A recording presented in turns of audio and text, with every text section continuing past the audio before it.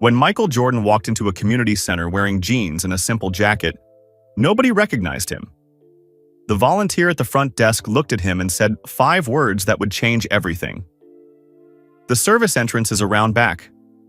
Can you imagine? The greatest basketball player in the world? Treated like he didn't belong. Security was called. Phones started recording.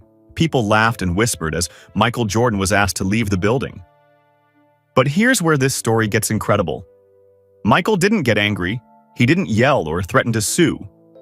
Instead, he sat in his car for 10 minutes, made one phone call, and said something that nobody expected. "Clear my schedule for tomorrow. I'm going back." What happened next shocked an entire community and started a movement that spread across America. A 12-year-old boy in a faded Bulls jersey. A woman forced to face her biggest mistake in front of hundreds of people. 2 security guards who had to admit a terrible truth. And Michael Jordan, standing on stage with tears in his eyes, about to reveal why this moment mattered more than any championship he ever won. This isn't just a story about disrespect. It's about what happens when pain turns into purpose. When one bad moment creates something so powerful that it changes thousands of lives. Stay with us until the end, because the biggest surprise isn't what you think.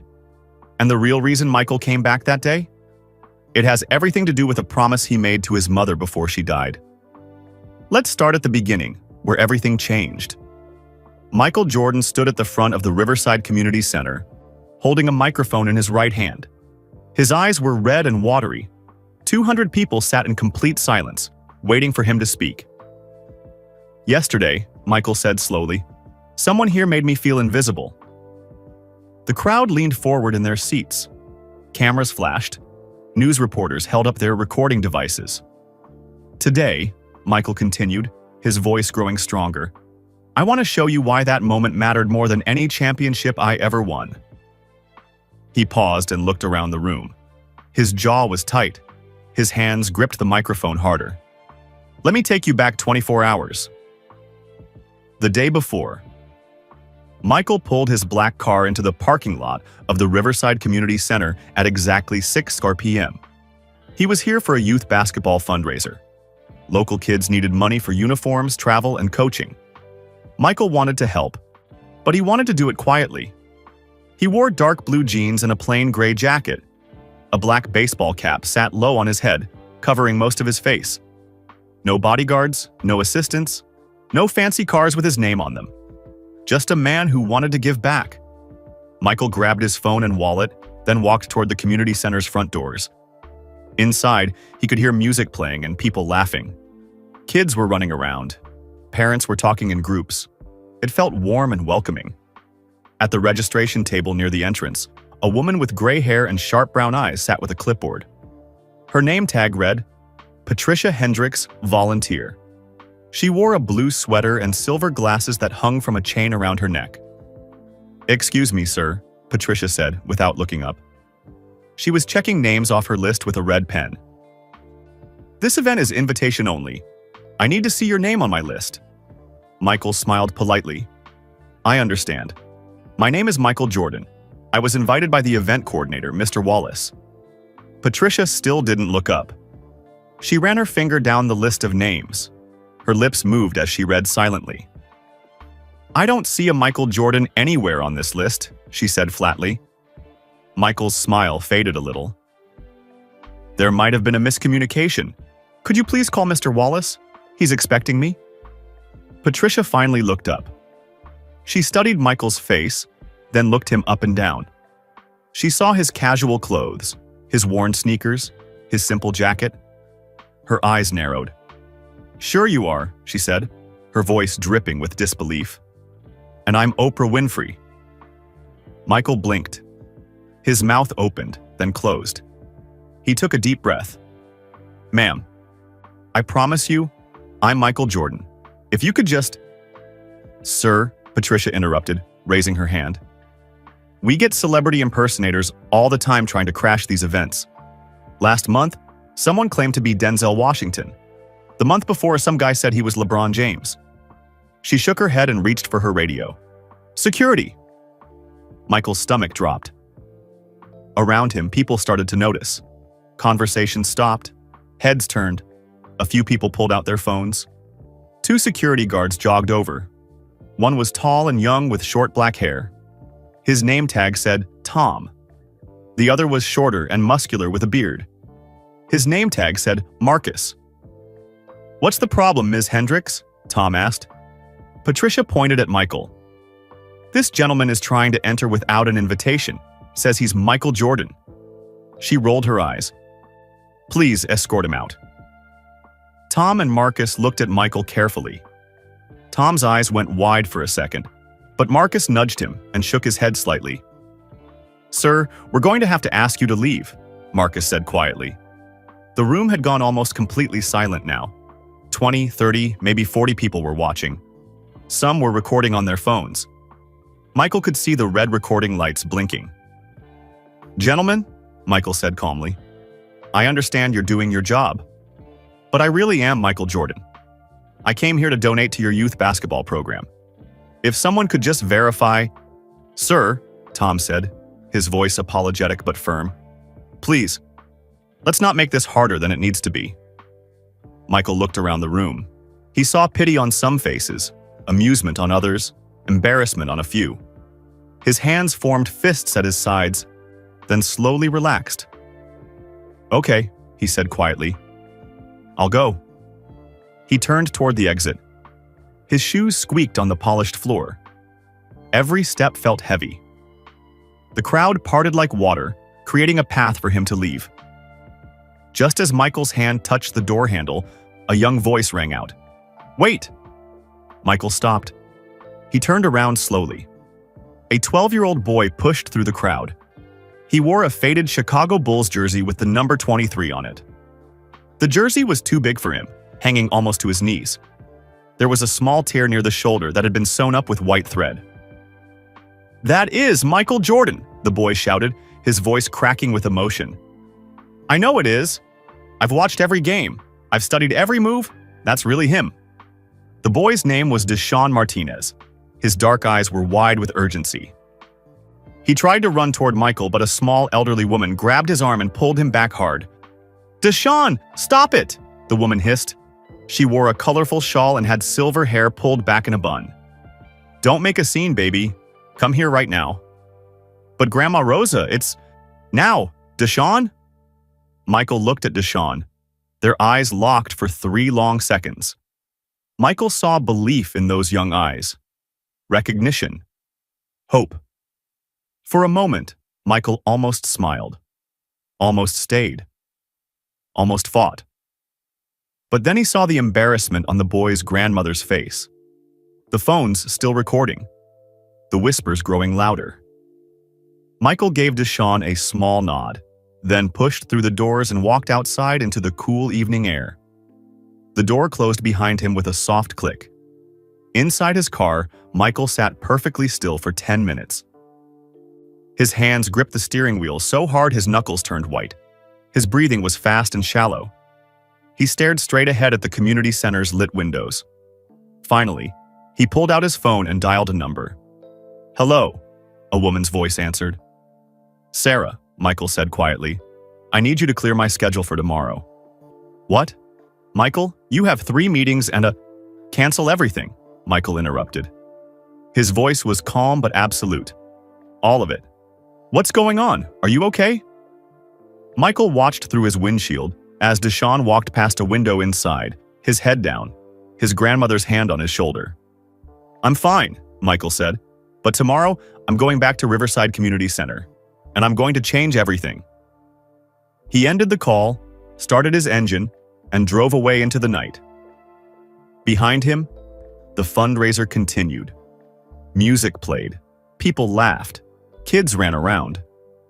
Nobody knew that tomorrow, everything would be different. Nobody knew that one moment of disrespect would transform an entire community. Nobody knew that Michael Jordan's greatest victory had nothing to do with basketball. Not yet.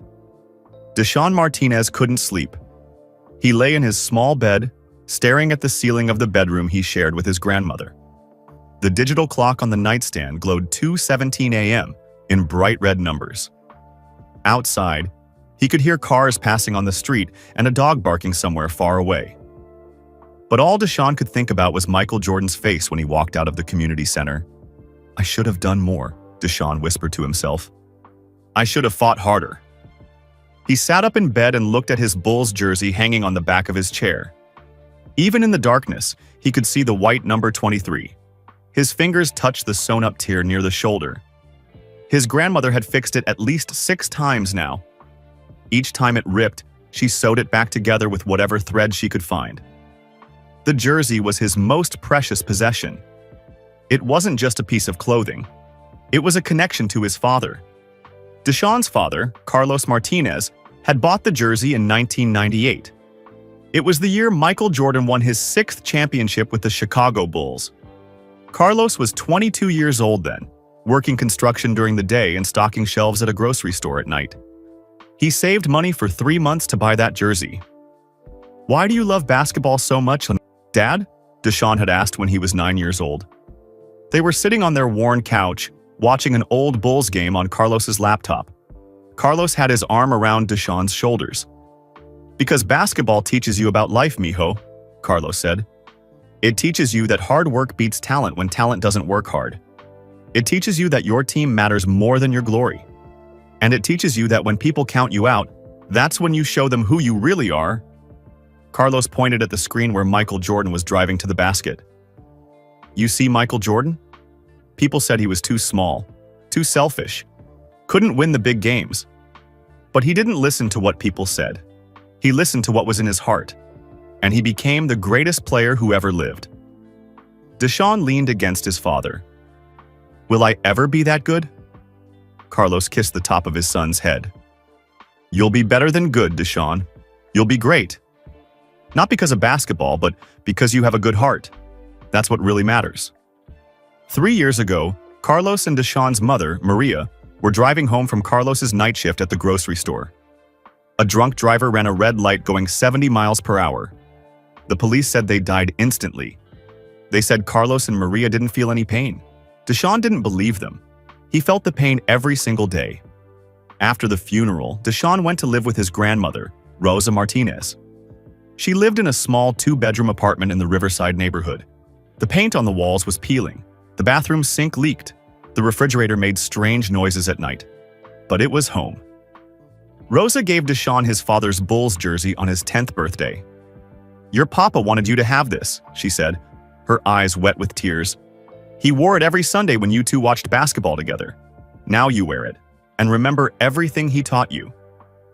Deshaun wore the jersey everywhere, to school, to the playground, to the grocery store. He only took it off to sleep and shower. When kids at school made fun of how faded it was, how the colors weren't bright anymore, how it was 3 sizes too big, Deshaun didn't care. This jersey meant his father was still with him. Now, at 2:30 in the morning, Deshaun couldn't stop thinking about what happened at the community center. He got out of bed quietly, trying not to wake his grandmother. He pulled on his father's jersey over his pajamas, grabbed a basketball from the corner of his room, and tiptoed toward the front door. The apartment building had a small basketball court behind it. The court was cracked and uneven. The paint on the lines was almost completely worn away. One of the hoops didn't have a net anymore, just a rusty rim. But it was Deshaun's favorite place in the world. Outside, the night air was cool and sharp. Deshaun dribbled the basketball slowly, the sound echoing off the apartment buildings around him. He stopped at the free throw line and stared at the hoop. Then he started shooting. Swish. The ball went through cleanly. He grabbed the rebound and shot again. Swish. Again. Swish. But with each shot, tears started rolling down his cheeks. His vision got blurry. He missed the next shot. Then the next one. Then the next one. "Why didn't I do more?" Deshaun said out loud, his voice breaking. "He was right there. My hero was right there, and I just let them kick him out." He threw the basketball hard against the ground. It bounced high into the air and rolled away into the darkness. Deshaun fell to his knees on the cracked concrete. He buried his face in his hands and cried. He cried for his parents. He cried for Michael Jordan. He cried because he felt small and powerless and useless. "Mi amor." Deshaun looked up. His grandmother stood at the edge of the court, wrapped in her favorite shawl, the one with red and yellow flowers that she brought from Mexico 40 years ago. She walked slowly toward him and sat down on the rusty bench next to the court. "Grandma, I'm sorry. I didn't mean to wake you up." "You didn't wake me," Rosa said gently. "I heard you leave. I know where you go when you're hurting." She patted the bench beside her. Deshawn got up and sat down. Rosa put her arm around his shoulders, just like his father used to do. "I should have done more," Deshawn said quietly. "I should have made them listen." Rosa was quiet for a long moment. Then she spoke softly. "Deshawn, do you know what your father's favorite Bible verse was?" Deshawn shook his head. "Do not despise these small beginnings, for the Lord rejoices to see the work begin." That means sometimes we can't fix everything in the big moment. Sometimes we plant seeds, and those seeds grow later. But Grandma, they treated him like he was nobody, like he didn't matter. And how do you think that made him feel? Deshawn thought about the look on Michael Jordan's face, the hurt in his eyes, the way his shoulders slumped just a little bit. "Terrible," Deshawn whispered. "Exactly," Rosa said. "Now you understand something very important. You understand why respect matters, why we treat everyone with dignity, whether they're famous or not, whether they're rich or poor, whether they look like us or don't look like us." She turned Deshawn's face toward hers. "You saw him, mi amor. When everyone else saw a stranger in casual clothes, you saw Michael Jordan. When everyone else made assumptions, you saw the truth. That matters more than you know. But what good did it do? He still left." Rosa smiled sadly. "Sometimes being seen is enough. Sometimes knowing that one person believed in you is what keeps you going. Maybe you gave him something last night. Maybe he needed to know that one person in that room saw him for who he really was." Deshawn wiped his eyes with the sleeve of his father's jersey.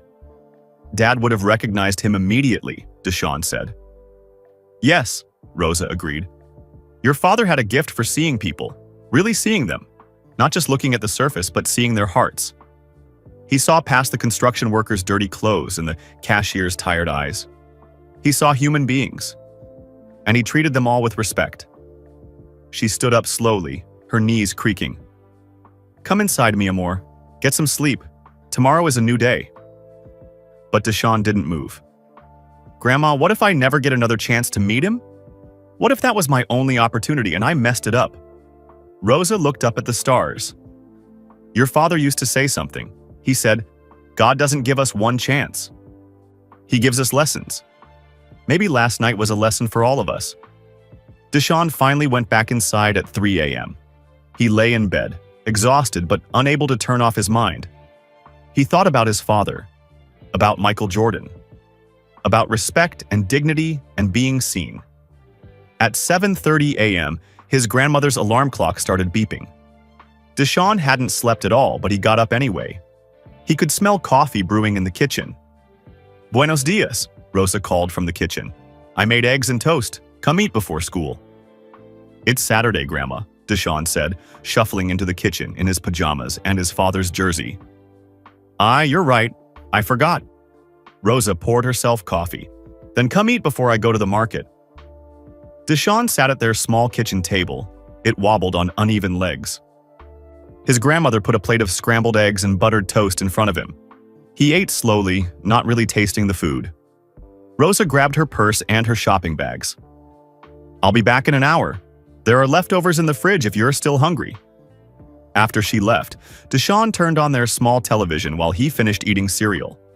He flipped through channels, cartoons, news, cooking shows, more news. Then he saw it. "Breaking news," flashed across the screen in red letters. A news reporter stood in front of the Riverside Community Center, the same community center from last night. "We're here at the Riverside Community Center where basketball legend Michael Jordan is expected to make a major announcement at noon today. This comes just one day after a viral video showed Jordan being turned away from a youth basketball fundraiser at this same location. The video has been viewed over 15 million times overnight." Deshawn dropped his spoon. It clattered into his cereal bowl, splashing milk onto the table. The reporter continued. "Jordan's representatives have confirmed he will be here. but they're remaining tight-lipped about the purpose of today's appearance. Sources say he's bringing, quote, a huge surprise for the community. We'll have live coverage starting at 11:30. Back to you in the studio. Deshawn's heart was pounding. He ran to his grandmother's bedroom and found her emergency cash envelope in her nightstand drawer. Inside was $65, money Rosa saved for doctor visits and emergencies. Deshawn took $10. His hands were shaking. "I'm sorry, Grandma," he whispered. "I promise I'll pay you back." He left a note on the kitchen table. Went to community center. Be back soon. Love you. D. Deshawn pulled on jeans and shoes, kept his father's Bulls jersey on, and ran out the door. The community center was 15 blocks away. He could run there in 20 minutes if he pushed hard. As he ran down the sidewalk, his phone buzzed in his pocket. It was a text from his best friend, Jamal. "Yo, did you see the news? MJ is coming back to Riverside today. Everyone's saying he's bringing something huge. This is about to be crazy. You going?" Deshawn texted back while running. "Already on my way." His lungs burned. His legs ached. But he ran faster, because somewhere deep inside, Deshawn felt like yesterday's moment wasn't the end of the story. It was just the beginning. Patricia Hendricks woke up to the sound of her phone buzzing, and buzzing, and buzzing. She rolled over in bed and grabbed it from her nightstand. The screen showed 147 missed calls. Her email inbox had over 500 new messages. Her social media accounts were exploding with notifications. "What in the world?" Patricia muttered, sitting up in bed. She opened her phone and immediately felt her stomach drop. The first thing she saw was a video. It had been viewed 15 million times. The headline above it read, "Volunteer kicks out Michael Jordan from charity event." Patricia's hands started shaking as she pressed play. There she was on the screen, looking stern and annoyed. "Sure you are, and I'm Oprah Winfrey," her voice said. Then security guards approached. Michael Jordan's face filled the frame, patient at first, then hurt, then quietly resigned. Finally, he walked toward the exit while people recorded and whispered. The video ended with young Deshawn Martinez shouting, "That is Michael Jordan," just before his grandmother pulled him away. Patricia dropped her phone on the bed like it had burned her fingers. "No," she whispered. "No, no, no." She picked up the phone again with trembling hands and started scrolling through the comments. There were thousands of them. This woman should be ashamed of herself. Imagine being so ignorant you don't recognize the Michael Jordan.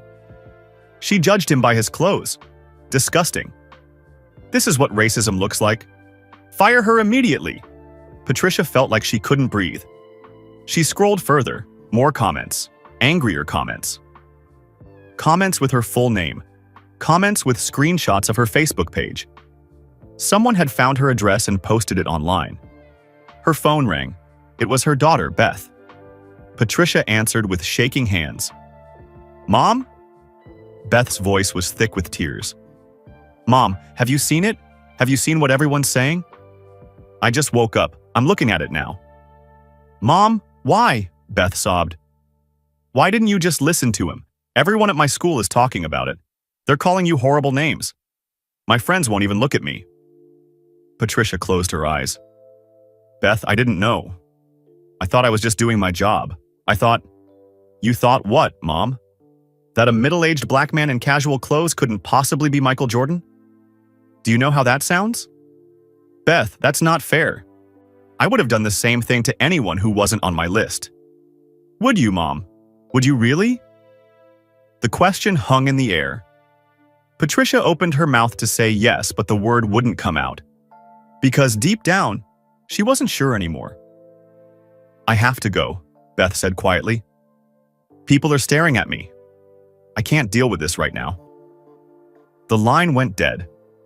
Patricia sat alone in her bedroom, her phone still clutched in her hand. She looked at herself in the mirror across the room.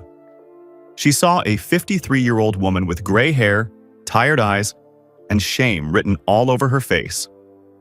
Her phone buzzed again. This time, it was her son, Marcus Jr., texting from college. "Mom, my roommate just showed me the video. Tell me it's not real. Please tell me that's not you." Patricia didn't respond. She couldn't. She got out of bed and walked to the kitchen. Her husband, Robert, was already there making coffee. He looked at her with sad, worried eyes. "You saw it," he said. It wasn't a question. Patricia nodded and sat down heavily at the kitchen table.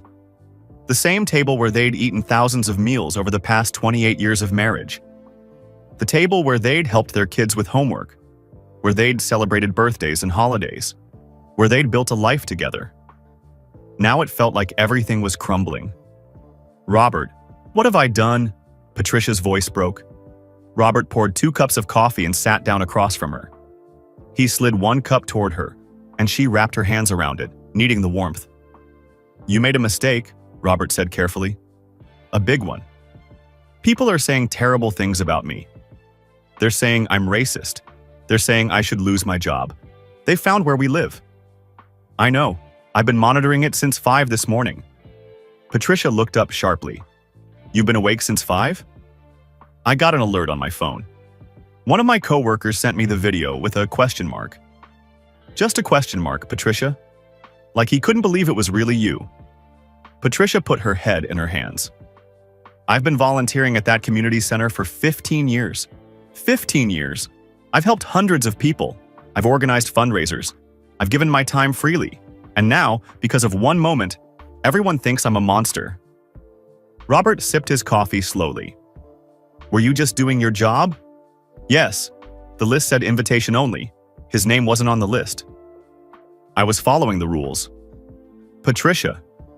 Something in Robert's voice made her look up. "Were you just doing your job?" he asked again, more firmly. Patricia opened her mouth to say yes again, but Robert's eyes were steady and knowing. He'd been married to her for almost 3 decades.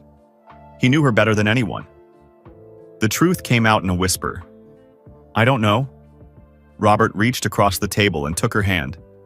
"Honey, I love you. You know I do. But we need to be honest right now. When you saw that man walk up to your table, what did you see?"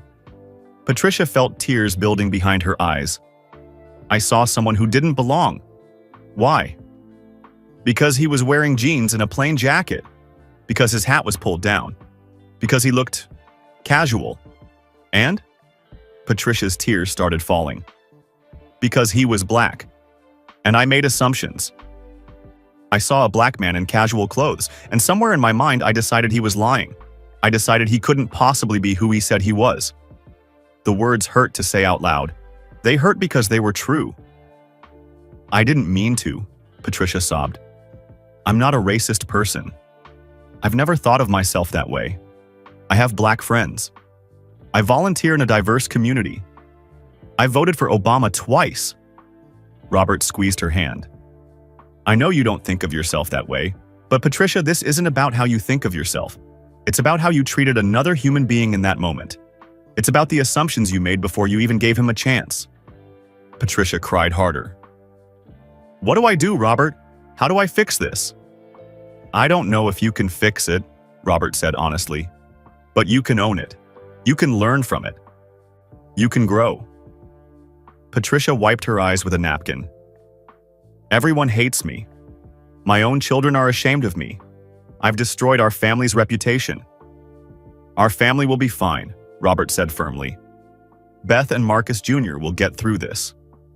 But you need to decide something right now. Are you going to hide from this, make excuses, blame others? Or are you going to face it head on?" Patricia looked at her phone. It was still buzzing with notifications, angry messages, hateful comments, threats. But then she saw something else. A news alert. Michael Jordan to make major announcement at Riverside Community Center today at noon. Patricia's blood turned cold. "He's coming back." Robert leaned over to look at the screen. "Says here he's bringing a surprise. Press conference at noon." Patricia stood up so fast her chair scraped loudly against the floor. "I can't go there. I can't face him. What if he calls me out in front of everyone? What if he humiliates me?" "Would you deserve it?" Robert asked quietly. Patricia froze. "What?" "If he humiliates you in front of everyone, would you deserve it?" Patricia thought about Michael Jordan's face as he walked out of the community center. The dignity in his silence. The hurt in his eyes. "Yes," she whispered. "I would deserve it." Robert stood and put his hands on her shoulders. "Then maybe you need to go. Not to defend yourself, not to make excuses, but to own what you did. To look him in the eye and say you're sorry. To show him that you're willing to face the consequences of your actions." "I'm scared." "You should be." "But mistakes don't define us, Patricia. How we respond to them does. Your mother taught you that." Patricia thought about her mother, who had passed away 5 years ago. A strong woman who had worked as a nurse for 40 years. A woman who admitted when she was wrong and always tried to do better. "What would Mom do?" Patricia asked. "You know what she'd do. She'd put on her best dress, hold her head up, and face the music. Then she'd spend the rest of her life proving she learned something from it." Patricia looked at the clock. It was 9:15 a.m. She had less than 3 hours to decide. She walked to her bedroom and stood in front of her closet. Her hands were still shaking, but she pulled out a simple navy blue dress. Professional, respectful, humble. She showered and got ready slowly. Each movement felt heavy. Each breath felt difficult. At 11:30 a.m., Patricia grabbed her car keys. Robert stood at the door. "I'm coming with you," he said. "No, I need to do this alone." "Patricia." "Please, Robert, this is my mistake. I need to face it myself." Robert hugged her tightly. "I'm proud of you. Whatever happens today, I'm proud of you for going." Patricia drove to the Riverside Community Center, with her hands gripping the steering wheel. The parking lot was completely packed. News vans lined the street. Reporters stood with cameras and microphones. Crowds of people were walking toward the entrance. Patricia parked 3 blocks away and walked slowly toward the building. With each step, her heart pounded harder. People rushed past her, excited and chattering. Nobody recognized her yet. She reached the entrance and stepped inside. The lobby was packed with at least 200 people. Every seat was taken. People stood along the walls and sat in the aisles. Patricia spotted Mr. Wallace, the event coordinator, near the front. He saw her, and his face fell. He walked over quickly. "Patricia," he said quietly, "I didn't expect you'd show up." "I need to make this right," Patricia said, her voice barely audible. Mr. Wallace looked at her for a long moment. There was disappointment in his eyes, but also something else. Maybe respect for showing up. "Find a seat in the back," he said. "And Patricia? Whatever happens today, let it happen. Don't try to defend yourself. Don't try to minimize it. Just listen." Patricia nodded and made her way to the back corner. She found an empty folding chair and sat down, trying to make herself as small as possible. Around her, people were buzzing with excitement. "What do you think he's gonna do? I heard he's donating $1 million. No way. I heard he's building a whole new gym. I just hope he calls out that volunteer who kicked him out. She deserves to be exposed." Patricia's face burned. She kept her head down and stared at her hands in her lap. At 11:58 a.m., activity near the stage increased. Michael Jordan's team brought in equipment, large covered objects, a presentation screen, microphones. The crowd's energy shifted from excited to electric. At exactly noon, Michael Jordan walked onto the stage. The room exploded with applause and cheers. People stood up. Cameras flashed. Reporters shouted questions. Michael wore a sharp black suit with a white shirt and burgundy tie. He looked powerful, professional, unmistakable. He looked nothing like the casual man who had been turned away yesterday. Michael raised his hand, and slowly, the room fell completely silent. Patricia couldn't breathe. Her hands were shaking in her lap. She wanted to run, to disappear, to be anywhere but here. But she forced herself to stay. Michael looked out over the crowd. His eyes scanned the room slowly, deliberately. And then, for just a split second, his gaze landed on Patricia in the back corner. Their eyes met. Patricia felt like her heart stopped. Then Michael looked away and began to speak. "Thank you all for coming. I'm Michael Jordan, in case anyone still doubts it." Nervous laughter rippled through the crowd. Yesterday, I came to this building excited to support something important. I left feeling something I haven't felt in a long time. He paused. Invisible? Dismissed. Judged before I even opened my mouth. The room was so quiet Patricia could hear her own heartbeat pounding in her ears. Now, Michael continued, I could have stayed away. I could have posted something online, let my lawyers handle it, moved on with my life. Patricia closed her eyes. Here it comes, she thought, the public shaming, the humiliation. But that would have been a waste, Michael said. Patricia's eyes opened. A waste of a powerful teaching moment. Not just for the people who turned me away, but for all of us.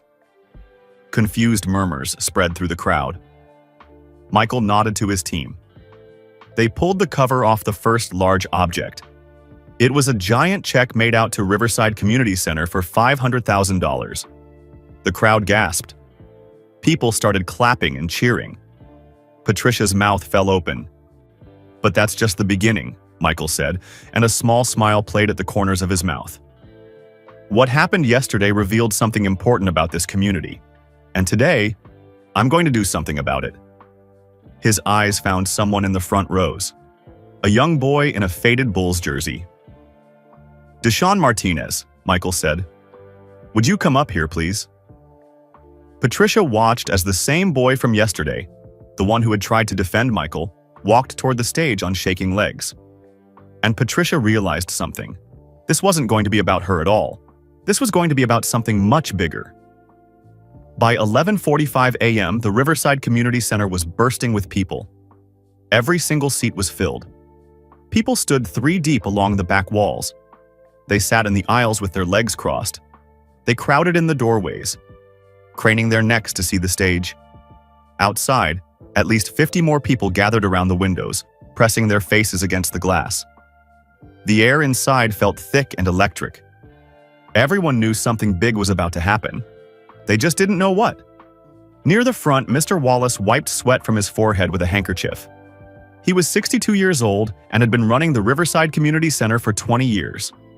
In all that time, he'd never seen anything like this. His phone kept buzzing with calls from the mayor's office, the school board, local reporters. Everyone wanted to know what Michael Jordan was planning, but Mr. Wallace didn't know either. All he knew was that his center was at the heart of a viral controversy, and whatever happened in the next hour would define its reputation for years to come. Please let this go well, he whispered to himself. Please. 10 rows back, Tom and Marcus sat together in their security guard uniforms. They had both called in sick to their regular jobs to be here. They needed to see this. They needed to know what would happen. Tom was 23 years old, trying to pay his way through community college. He worked 3 part-time jobs, including security at the center. His parents had immigrated from Vietnam with nothing. They worked themselves to exhaustion so Tom could have opportunities they never had. I can't believe we did that, Tom said quietly, staring at his hands. I can't believe we kicked out Michael Jordan. Marcus was 25, saving money to finish his engineering degree. He had 2 younger sisters who looked up to him. He sent money home to his mother every month. We were just following orders, Marcus said, but his voice didn't sound convinced. We knew who he was, Marcus. I recognized him immediately, but I didn't say anything. I was too scared of making Ms. Hendricks mad. Too scared of losing this job. I know, Marcus said miserably. I knew too, and I said nothing. Tom put his head in his hands. My parents didn't sacrifice everything so I could be a coward. They taught me to stand up for what's right, even when it's hard. Especially when it's hard. What do you think he's going to say? Marcus asked. I think he's going to destroy us. And honestly, we deserve it. Marcus nodded slowly. Yeah? We do. In the middle section, Jamal Thompson filmed everything on his phone. He was Deshaun's best friend, same age, same grade, same love of basketball.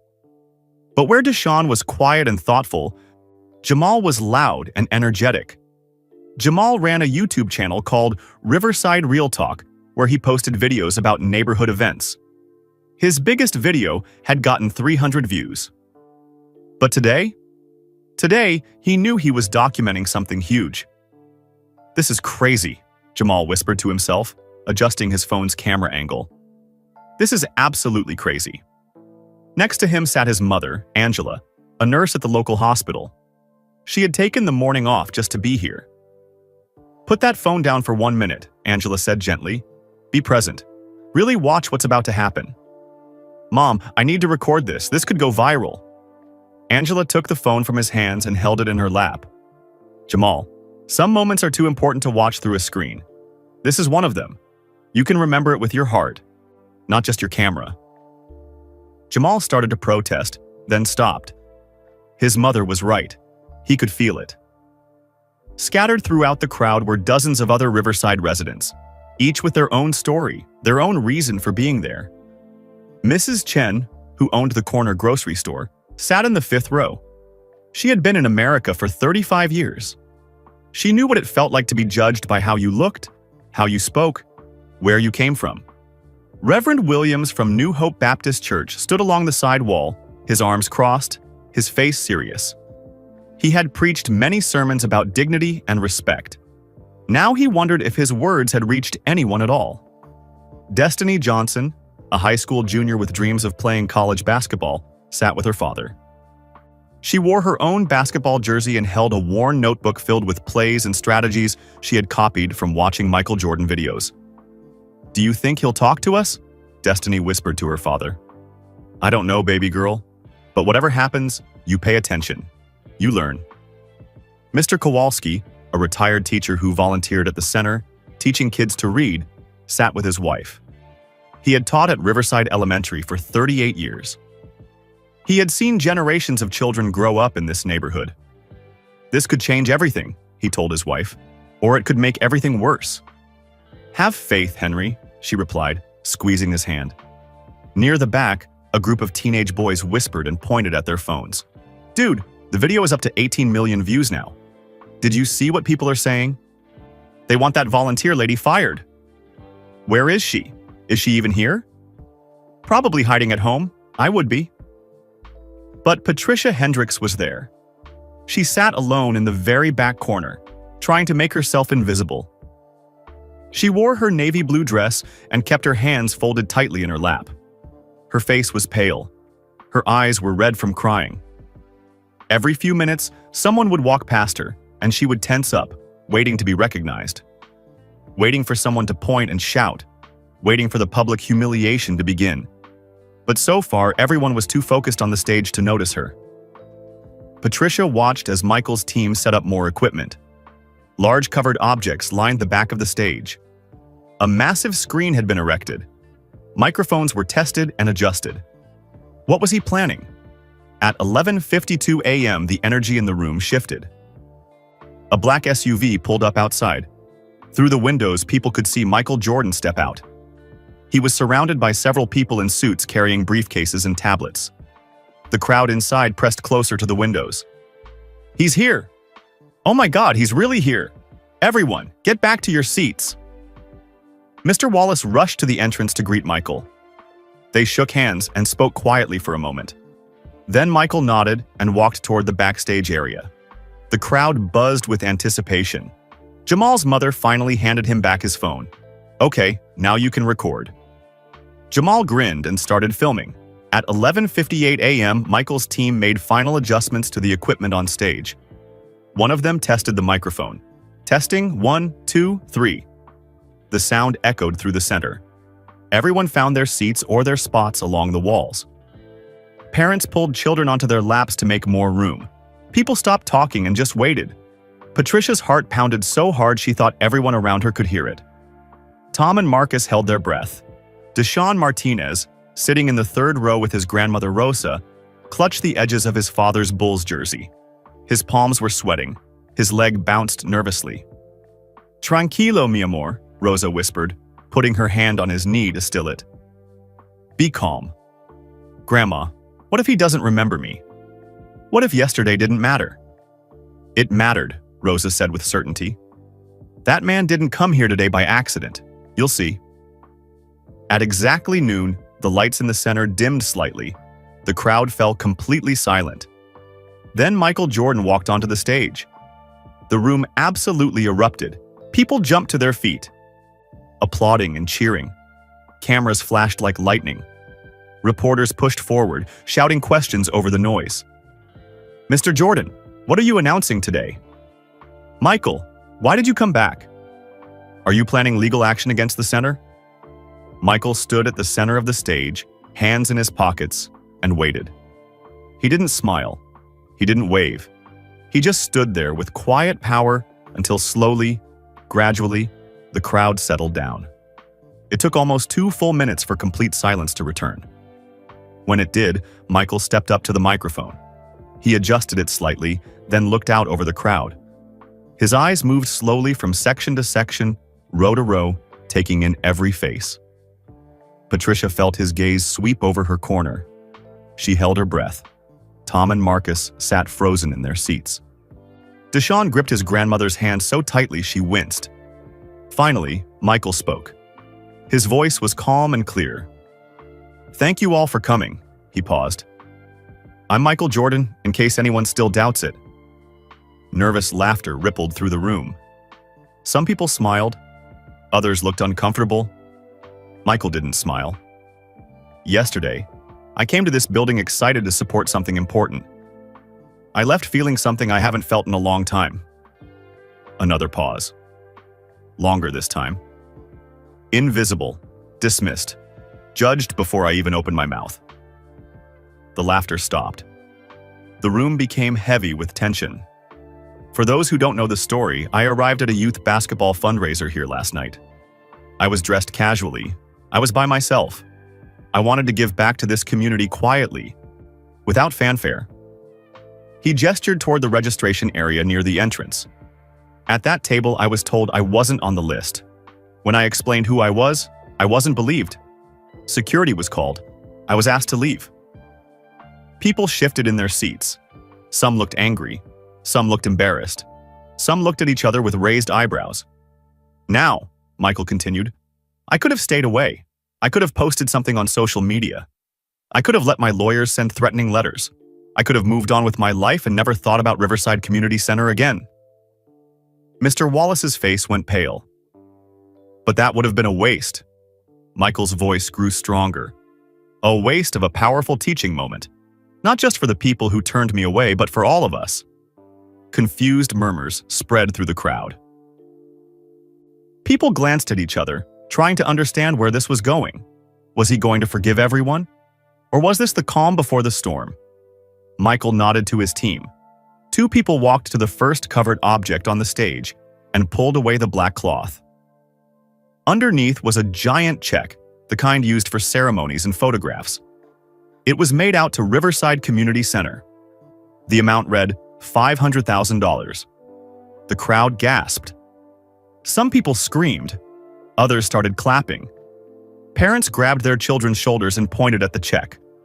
$500,000, someone shouted. The applause grew louder and louder. Michael raised his hand, and slowly the crowd quieted again. "But that's just the beginning," he said. And for the first time, a small smile appeared on his face. The crowd leaned forward as one. What happened yesterday revealed something important about this community. Something I think we all need to face honestly. And today, I'm going to do something about it. He looked out over the crowd again, his eyes searching. Then they landed on someone in the 3rd row. A boy in a faded Bulls jersey. "Deshaun Martinez," Michael said clearly. "Would you come up here, please?" Every head in the room turned. Deshaun froze. His eyes went wide. His mouth fell open. Rosa gave him a gentle push. "Go, mi amor, he's calling you." Jamal, sitting 2 rows back, jumped up. "Go, Deshaun, that's my boy, go!" Deshaun stood up on shaking legs. His knees felt like water. His heart felt like it was going to explode out of his chest. The crowd parted like a river, creating a path to the stage. Deshaun walked forward slowly. Each step felt like it took forever. People patted his shoulder as he passed. Some smiled. Some nodded with approval. When he reached the stage stairs, his legs almost gave out. But he climbed them one at a time. And then he was standing next to Michael Jordan, the real Michael Jordan, his hero, the man he had tried to defend yesterday. The crowd was completely silent, watching this 12-year-old boy in an oversized faded Bulls jersey stand next to the greatest basketball player who ever lived. Michael put his hand on Deshaun's shoulder. Then he did something unexpected. He knelt down. He knelt down so he could look Deshaun directly in the eyes at the same level. "Deshaun," Michael said gently. And even though he was speaking into the microphone, it felt like he was talking only to Deshaun. "How old is that jersey?" Deshaun's voice came out as a squeak. "It was my dad's. He got it in 1998. 1998, Michael repeated. "That was a special year. That was my last championship with the Bulls. What's your dad's name?" Deshaun's eyes filled with tears. Carlos Martinez. He died 3 years ago." The crowd made a collective sound, a soft "oh" of sympathy and sadness. Michael's expression softened even more. "I'm very sorry for your loss, Deshaun. Tell me about him. Tell me about your father." And in front of 200 people with cameras recording and reporters scribbling notes, Deshaun Martinez started to talk about his dad. "He worked really hard," Deshaun said, his voice shaking. "Construction during the day, stocking shelves at night. But every Sunday, no matter how tired he was, we watched basketball together." "What did he teach you?" Michael asked. "He said basketball wasn't just about winning. He said it was about heart, about never giving up when people count you out. He said," Deshaun's voice broke, "he said you taught him that you were his hero. And then you became my hero too." The room was so quiet you could have heard a pin drop. Patricia, watching from the back corner, felt tears streaming down her face. Tom and Marcus were both crying silently. Rosa had her hands clasped together in prayer. Michael nodded slowly. "Your father was a wise man, Deshaun. Can I tell you something?" Deshaun nodded, unable to speak. "In 1978, I was cut from my high school varsity basketball team. I was 15 years old. I went home that day and cried in my room. I felt invisible, like I didn't matter. Like I'd never be good enough." Deshaun's eyes went wide. "But you're the greatest player ever." Michael smiled. "Now I am. But that day, I was just a heartbroken kid who felt like a failure. And you know what made the difference? People who saw me, really saw me, not my failures, not what I looked like, not their assumptions about me. They saw my potential. They saw my heart." He stood up and turned to face the crowd, his hand still on Deshaun's shoulder. "Yesterday, most people in this room saw a middle-aged black man in casual clothes and made assumptions. That hurt. It hurt deeply." The crowd shifted uncomfortably. "But one person saw me, really saw me." Michael looked down at Deshaun. "You did, Deshaun. You saw beyond the surface. You recognized not just my face, but my worth. And when your grandmother pulled you back?" He looked out into the crowd until he found Rosa. "Mrs. Martinez, are you here?" Rosa stood up slowly, her hand on her heart. "I want you to know something," Michael said to her. "I'm not angry that you pulled Deshaun back yesterday. You were protecting your grandson. You were teaching him about boundaries and respect. That's not wrong. That's wisdom." Rosa's eyes filled with tears. She nodded and sat back down. Michael turned back to the full crowd. "Here's what yesterday taught me. It's easy to recognize greatness when it comes with announcements and fancy clothes and security guards. But real character, real vision, that's seeing worth in everyone, regardless of how they appear." He gestured to his team again. They unveiled another covered display. This time, it was a large architectural rendering of a beautiful modern building. It had glass walls, pristine basketball courts, study rooms, and outdoor play areas. "This $500,000 isn't for general charity," Michael said. "It's the down payment for something bigger. This is going to be a new, state-of-the-art youth basketball and community center right here in Riverside." The crowd exploded again with cheers and applause. But Michael wasn't done. He raised his hand for silence once more. "And it's going to be called the Michael and Carlos Martinez Center." Rosa gasped so loudly people 3 rows away heard her. She put both hands over her mouth. Her whole body shook with sobs.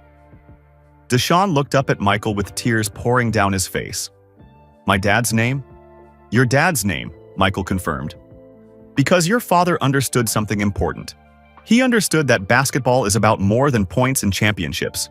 It's about heart, about character, about never giving up. And this center will teach every child who walks through its doors those same lessons. Deshaun couldn't help it.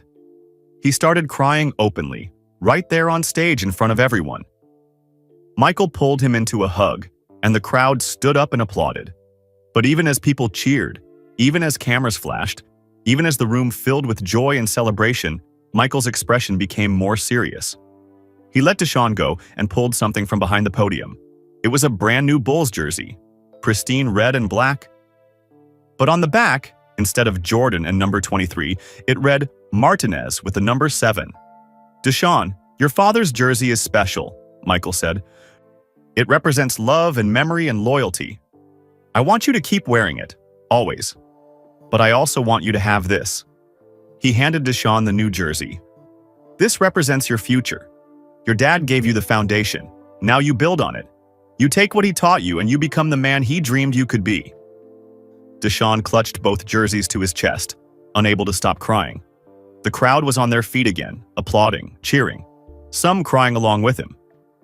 But then Michael's voice cut through the noise. "But that's not all I came here to give you today." The cheering faded into curious silence. Michael looked out over the crowd, his expression intense. "In fact, the biggest surprise isn't for you, Deshaun. It's for someone else in this room, someone who made a mistake yesterday. Someone who needs to hear this next part more than anyone." Patricia Hendricks felt the blood drain from her face. This was it, the moment she had been dreading. Michael's eyes found her in the back corner. "Patricia Hendricks," he said into the microphone, "would you please stand?" Every single person in the room turned to look at her, and Patricia's world came crashing down. Time seemed to stop. Patricia Hendricks felt every eye in the room turn toward her. 200 faces, 400 eyes, all staring. Her legs trembled as she slowly stood up. Her hands shook. Her breath came in short, painful gasps. "Come to the stage, please," Michael said. His voice was calm, but firm. The walk down that aisle was the longest journey of Patricia's life. Each step echoed in the silent room. Her navy blue dress suddenly felt too tight. Her shoes felt too heavy. The distance from the back corner to the stage felt like miles. People moved aside to let her pass, but nobody smiled. Nobody offered encouragement. Some faces showed anger. Others showed curiosity. A few showed pity.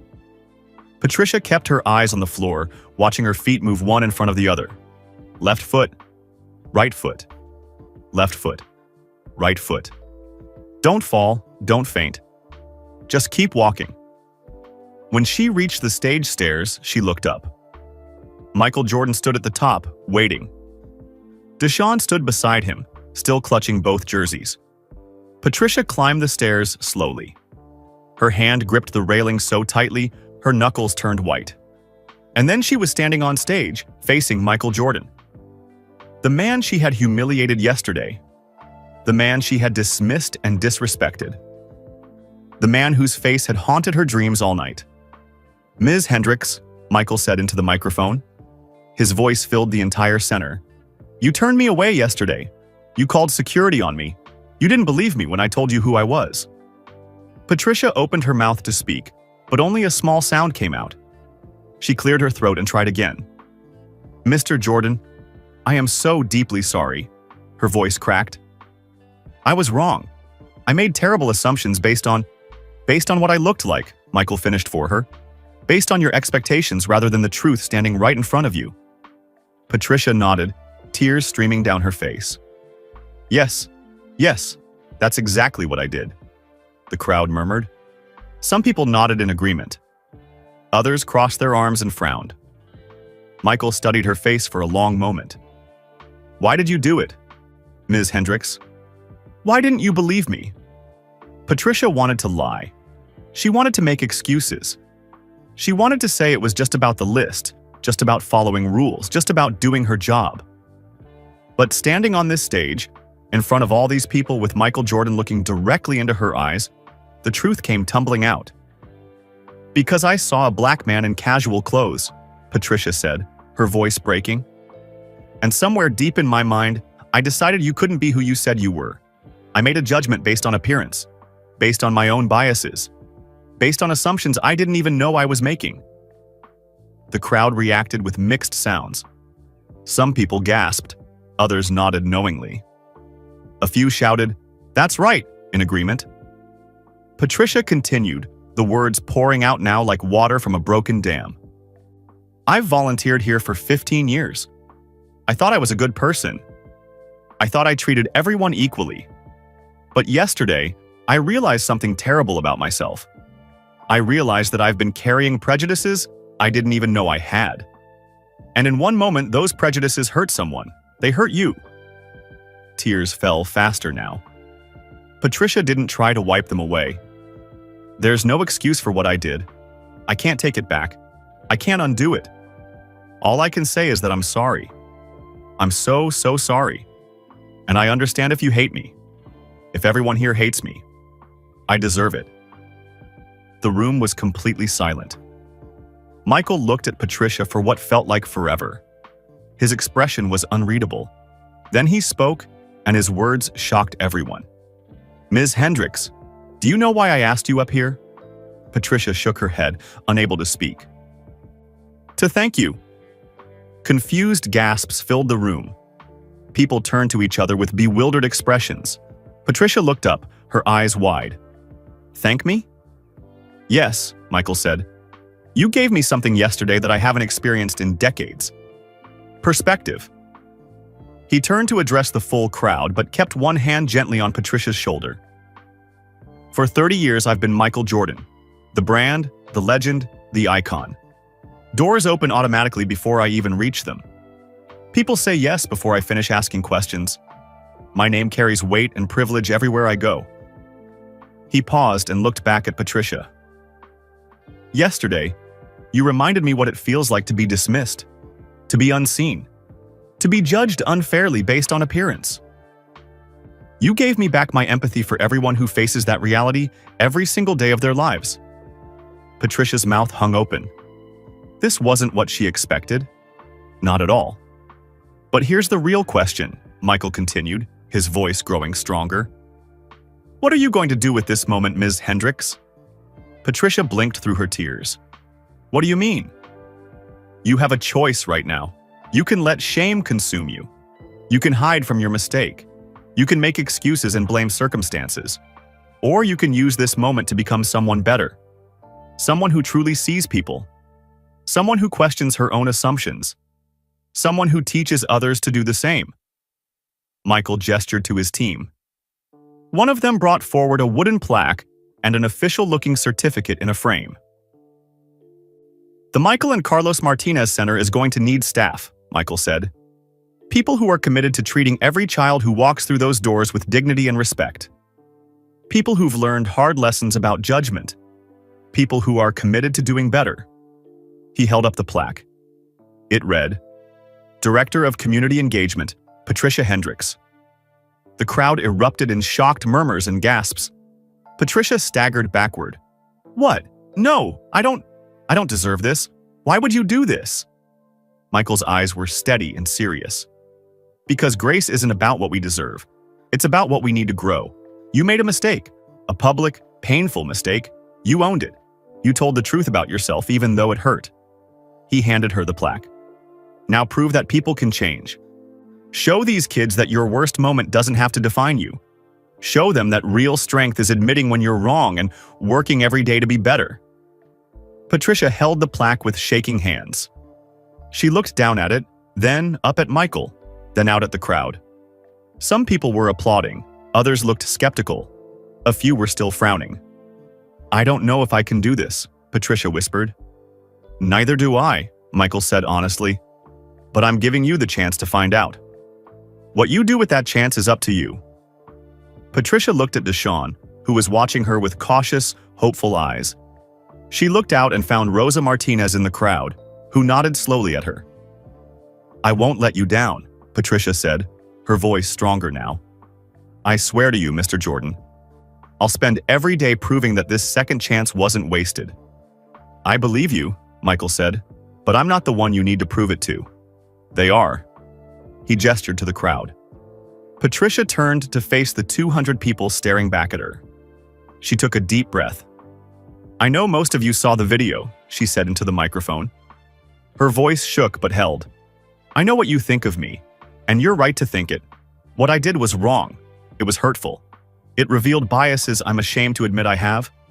She paused and wiped her eyes. "But I'm standing here today to make you a promise. I promise to examine my heart, to question my assumptions, to challenge my prejudices, and to treat every single person who comes to this center with the dignity they deserve. Not because of who they are or what they look like, but because they're human beings. That's enough." Some people in the crowd started clapping, then more joined. Within moments, most of the room was applauding. Not everyone. Some people still sat with crossed arms and doubtful expressions. And that was fair. Patricia knew she would have to earn their trust back. One day at a time. One interaction at a time. Michael turned back to the microphone. "But we're not done yet. There are 2 more people I need to address." Tom and Marcus, sitting 10 rows back, suddenly felt like they couldn't breathe. "Tom Nguyen and Marcus Williams," Michael said clearly. "The security guards from yesterday. Would you please come up here?" Tom's face went pale. Marcus grabbed his arm. We can't go up there." But people around them were already pointing and nudging them forward. "Come on," an older woman said firmly. "Face what you did." Tom and Marcus stood on shaking legs and walked to the stage together.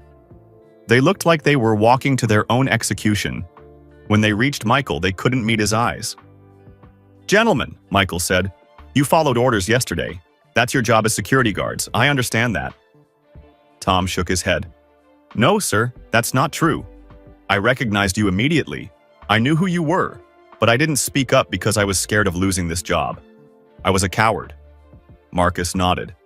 "Me too. I knew. And I said nothing. We should have stood up for you." The crowd murmured with approval at their honesty. Michael looked at both young men. "You're right. You should have. But here's what I want you to understand. Following orders without question is dangerous. Sometimes doing the right thing means having the courage to speak up, even when it's hard. Even when there might be consequences." He paused. "I want you both to work part-time at the new center as youth mentors." Tom and Marcus looked up in shock. "Why?" Tom asked. "We don't deserve—" "Because you'll remember yesterday every time you put on that uniform," Michael interrupted. "And you'll teach the next generation something crucial. That real security means making people feel safe and welcomed, not excluded and profiled. That integrity matters more than orders. That speaking up for what's right is worth the risk." Marcus's eyes filled with tears. "We won't let you down, Mr. Jordan, I promise." "I'm going to hold you to that," Michael said. He turned back to the crowd one final time. Deshaun, Patricia, Tom, and Marcus all stood beside him on the stage. An unlikely group brought together by one moment of injustice. "Now," Michael said, his voice rising with emotion, "there's one more thing I need to share. The most important thing. And it's about why what happened yesterday broke my heart in a way that none of you could fully understand." He looked out over the crowd with glistening eyes. "This is about my mother."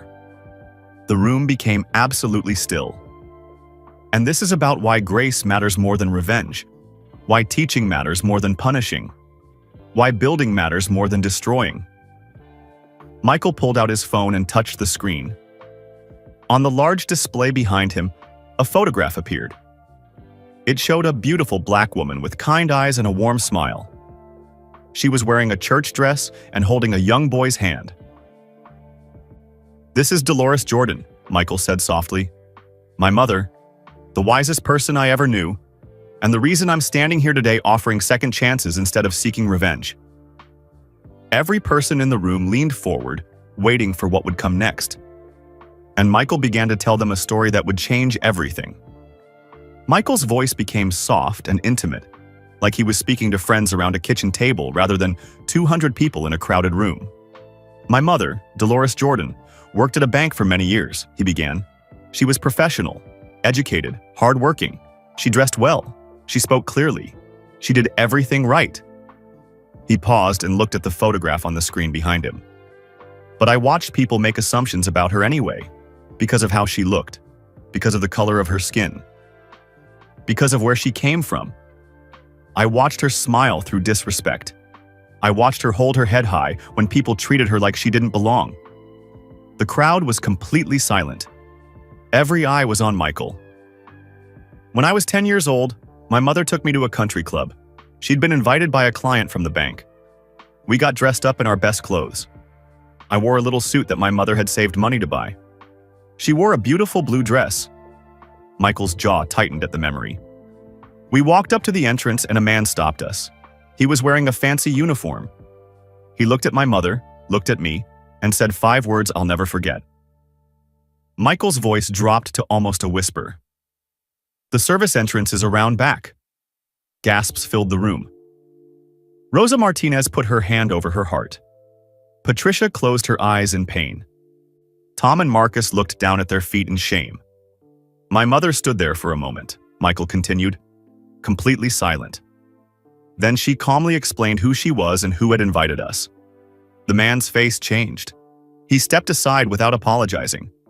Just stepped aside with this look on his face, like he'd done us a favor by not calling security. Deshawn looked up at Michael with wide eyes.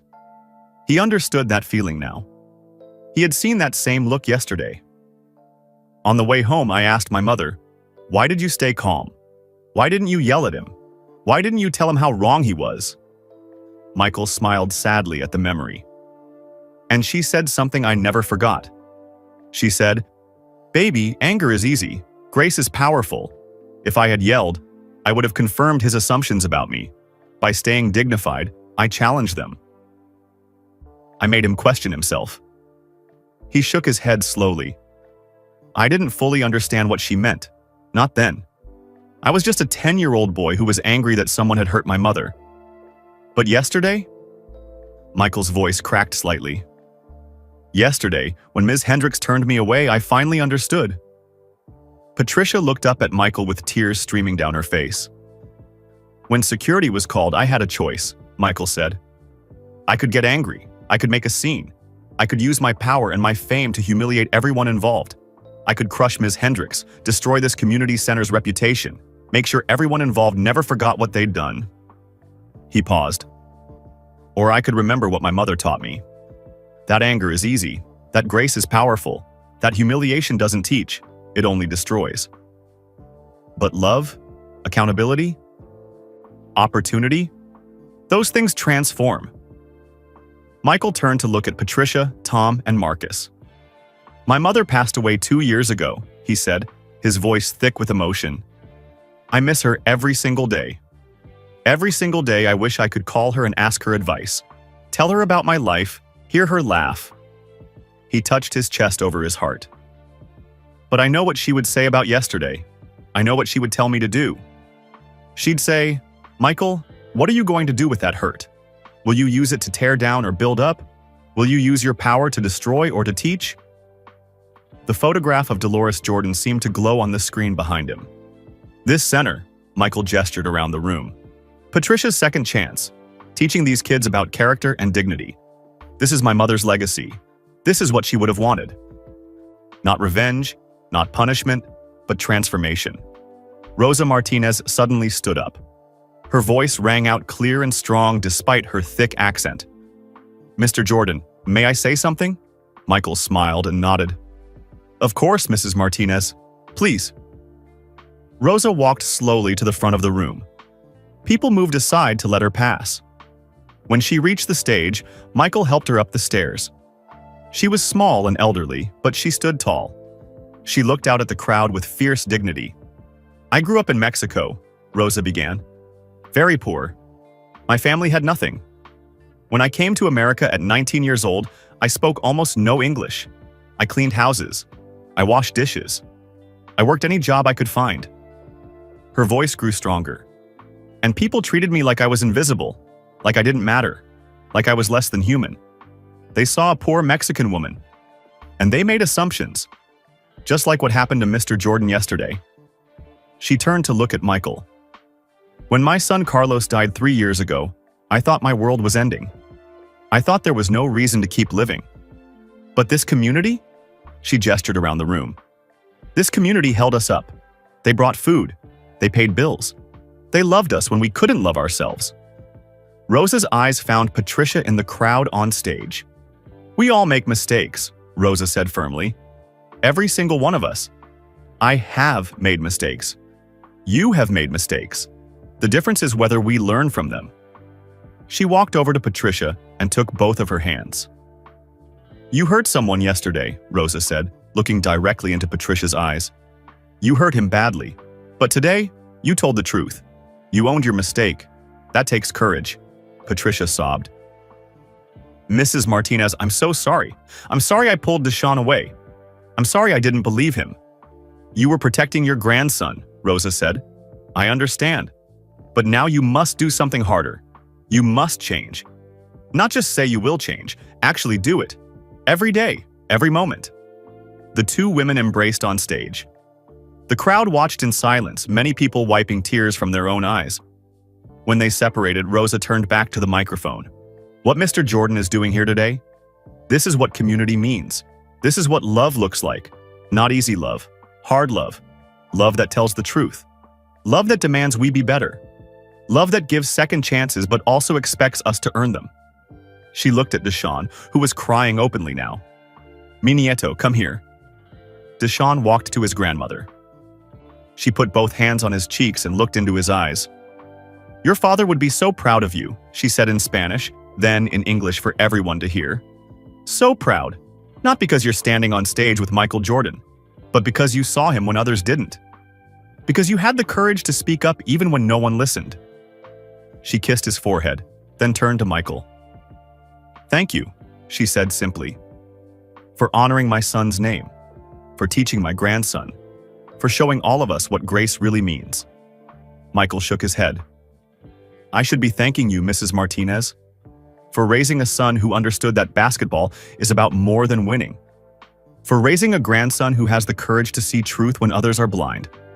Your family has taught me as much as I could ever teach them.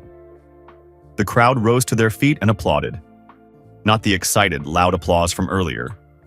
This was different, slower, deeper, more meaningful. This was the sound of people witnessing something profound, something that challenged them, something that made them look at themselves and question their own assumptions.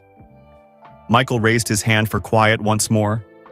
When the room settled, his expression became intense and focused. Now, he said, I'm going to tell you why I'm really here. The real reason. The big announcement that brings everything together.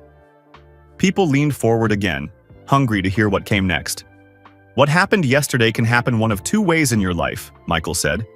It can be the moment that breaks you, makes you cynical, convinces you that people are cruel and the world is unfair, that nothing ever changes. He paused for effect.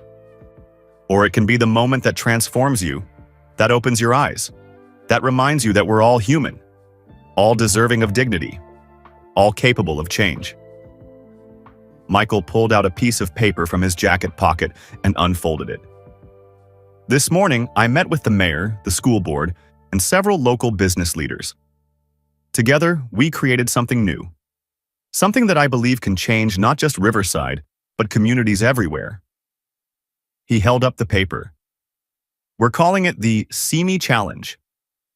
Confused looks spread through the crowd. What was the See Me Challenge? Here's how it works, Michael explained. Every person in this room commits to intentionally seeing 3 people this week, really seeing them, learning their names, hearing their stories, breaking through your assumptions. He pointed to the crowd. But here's the important part. You have to choose people you would normally overlook, people who are different from you, people you might judge based on appearance, age, job, background, or any other surface-level characteristic. Tom and Marcus exchanged glances. They were starting to understand. You document these interactions, Michael continued, not to post online, not for social media credit, but to hold yourself accountable, to prove to yourself that you actually did it, that you actually saw someone you might have dismissed. Patricia listened carefully, her mind already racing with possibilities. Now here's where it gets interesting, Michael said, a small smile playing on his lips. If just the 200 people in this room each connect with 3 people, and those people each connect with 3 more people, we could reach thousands, tens of thousands. We could transform this entire community in just a few months. Mr. Wallace, standing near the stage, spoke up. Mr. Jordan, that's a beautiful idea, but realistically, people don't change that easily. They don't just decide one day to see others differently. You're absolutely right, Michael agreed. That's why we're putting real resources behind it. Every person who completes the challenge gets a $100 donation made in their name to a local charity of their choice. Every business that participates gets public recognition. Every school that teaches it gets resources for their programs. The crowd murmured with interest. This was more than just a nice idea. This had structure, support, accountability. But here's what I really care about, Michael said, his voice growing passionate. The youth version. Every middle school and high school student in Riverside will participate. They'll learn to see past stereotypes, to question assumptions, to build bridges instead of walls. He put his hand on Deshaun's shoulder. Deshaun is going to help me design the program, because he already understands what it means to truly see people. He saw me when trained security guards didn't. He saw a worth when adults saw only confusion. Deshaun stood a little straighter, his chest swelling with pride and purpose. This center, Michael gestured around the room, will be the headquarters for the See Me Challenge. Every week we'll have workshops, training sessions, community conversations. We'll bring people together who would normally never meet. We'll challenge comfort zones. We'll make people uncomfortable in the best possible way. He looked directly at Patricia. And Ms. Hendricks will lead it. She'll share her story, her mistakes, her growth, because there's no better teacher than someone who's learned a hard lesson and committed to being better. Patricia's eyes went wide. The responsibility felt enormous, terrifying, but also, right? I'll do it, she said firmly into the microphone. I'll be the first person to complete the challenge publicly. And every week I'll share what I've learned, my mistakes, my progress. If my humiliation can teach others to be better, then it's worth something. The crowd applauded again, this time with real warmth. Michael looked out over everyone. His eyes were bright and clear. What happened yesterday was painful, he said. It was unfair. It revealed uncomfortable truths about assumptions and prejudice and how easily we judge each other. But pain can be transformed into purpose. Injustice can become a catalyst for change. And one bad moment can spark a movement that touches thousands of lives. He paused, letting his words sink in. I'm Michael Jordan. I've won 6 championships, 5 MVP awards, more honors than I can count. But this? He gestured to Deshaun, Patricia, Tom, Marcus, Rosa, and the entire crowd. This might be my most important victory, because this isn't about basketball. This is about humanity. This is about building a world where everyone is seen, where everyone matters, where we treat each other with the dignity we all deserve. The crowd rose to their feet. This time, the applause was thunderous. People weren't just clapping. They were cheering, crying, embracing each other. But Michael held up one more finger. One last thing, he said, as the crowd quieted.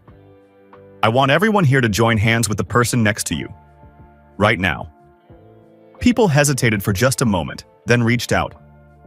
Strangers grasped hands with strangers, rich with poor, young with old, different races, different backgrounds, different beliefs, all connected by simple human touch. Now repeat after me, Michael said, his voice strong and clear. I commit to seeing you. I commit to seeing you, 200 voices echoed. To questioning my assumptions. To questioning my assumptions. To building bridges instead of walls. To building bridges instead of walls. To being brave enough to be wrong and humble enough to grow. To being brave enough to be wrong and humble enough to grow. The words hung in the air like a sacred promise. Michael looked out over the crowd one final time. Now go, he said simply. Go and see each other. Really see each other. And change everything. The crowd didn't leave immediately. People stood in small groups, still holding hands, still processing what had just happened. Some were crying, some were smiling. Some just stood in silence, feeling the weight of the moment. Michael stepped down from the stage and began moving through the crowd. He shook hands. He listened to stories. He looked people in the eyes and really saw them. Patricia stood frozen on the stage, clutching her plaque. She watched Michael connect with person after person, giving each one his full attention. This was what it meant to truly see people. Tom approached her cautiously. "Ms. Hendricks?" Patricia turned. "Tom, I owe you an apology too. I gave you an order yesterday that put you in an impossible position. I should have listened when you tried to speak up." Tom shook his head. "I didn't try hard enough, but I will from now on. We both will." Marcus joined them. "We're going to make this right, all of us together." The three of them stood together awkwardly for a moment, then Patricia did something unexpected. She pulled both young men into a hug. "We're going to learn together," she said. "We're going to be better together." Down in the crowd, Jamal found Deshaun standing quietly by himself, still holding both jerseys. "Dude!" Jamal grabbed his friend's shoulders. "That was insane! You're famous now. You're going to be on the news. Michael Jordan knows your name." But Deshaun wasn't smiling. He looked thoughtful, almost sad. "What's wrong?" Jamal asked. "This is the greatest day ever." "I keep thinking about my dad," Deshaun said quietly. "He should be here. He should see this. The center with his name on it. Michael Jordan talking about him. It's not fair that he's not here." Jamal didn't know what to say. He just stood next to his friend in silence. Rosa appeared beside them and put her arm around Deshaun. "Your father is here, mi amor. In your heart, in this jersey, in everything. Mr. Jordan said about character and dignity. Your father is here." Deshaun leaned against his grandmother and cried softly. Not sad tears anymore. Something different. Something like healing. Across the room, Mr. Wallace stood with several community leaders, all talking excitedly about the See Me Challenge. "We could implement this at every school in the district," said Dr. Chen, the superintendent. "Our church could host weekly discussion groups," added Reverend Williams. "The Business Association could create workplace training programs," suggested Mrs. Rodriguez, who owned 3 restaurants in Riverside. Mr. Wallace listened to all the ideas, his mind racing. This morning, he had been terrified that his community center would be destroyed by scandal. Now, it was becoming the headquarters for something that could change thousands of lives. "We need to move quickly," he said. "Strike while people are motivated. Can we have the first training session next week?" Everyone nodded enthusiastically. A woman in her 30s approached Michael. She wore a business suit and carried a leather briefcase. Her name was Jennifer Okoye, and she was a teacher at Riverside High School. "Mr. Jordan," she said nervously, "I teach history and social studies. What you did today, it was more powerful than any lesson I've ever given. Could I bring my students here? Let them hear these stories firsthand?" Michael smiled warmly. "Absolutely. In fact, I want students to be the center of everything we do here. They're the ones who will carry this forward." Jennifer's eyes lit up. "I have an idea. What if students documented the See Me Challenge? They could interview participants, create video stories, build a digital archive. They'd learn about empathy while practicing journalism and technology skills." "That's brilliant," Michael said. "Let's make it happen." Jennifer pulled out her phone to take notes, her hands shaking with excitement. Patricia finally stepped down from the stage. Immediately, she was surrounded by people. Some looked angry, some looked curious. All of them had questions.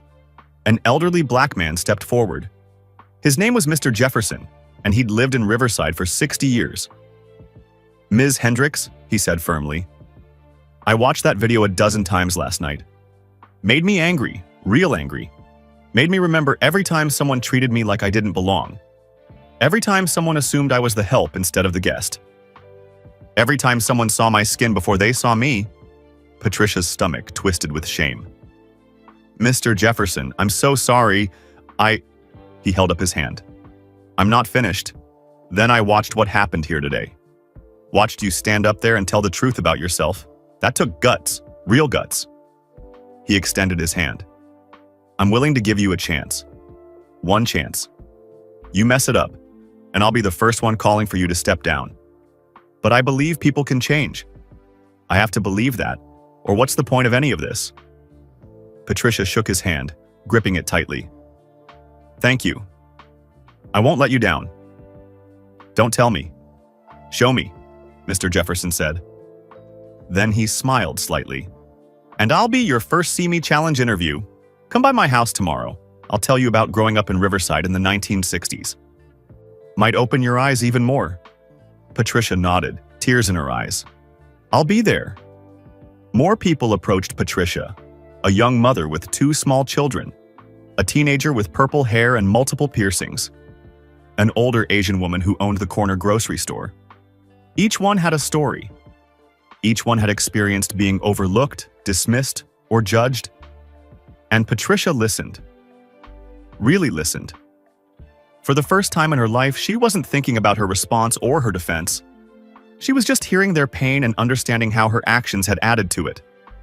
Tom and Marcus found Michael near the refreshment table. They approached nervously. Mr. Jordan, Tom started, we wanted to ask you something.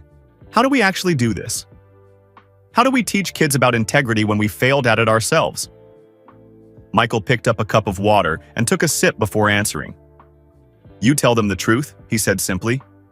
You tell them about yesterday, about how you recognized me but stayed silent because you were afraid, about how that cowardice has haunted you ever since.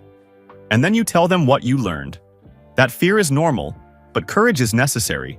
That speaking up might cost you something, but staying silent costs you more. Marcus nodded slowly. You're saying we use our failure as the lesson? Exactly. The best teachers aren't the ones who never make mistakes. They're the ones who learn from them and help others avoid making the same ones. Tom pulled out his phone. Could we record some of your thoughts? For the training program we're going to develop?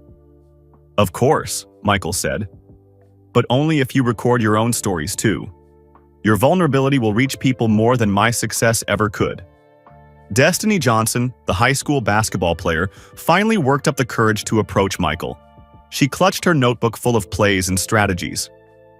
Mr. Jordan, she said, her voice shaking, I'm probably never going to be as good as you. I'm probably never going to play professionally. But basketball matters to me. It's taught me discipline and teamwork and how to handle failure. Is that enough? Is it okay to love something even if you'll never be the best at it?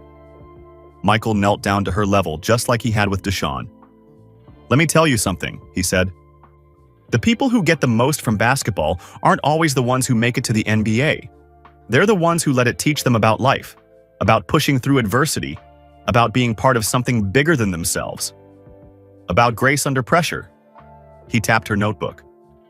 Keep studying, keep practicing, keep loving the game.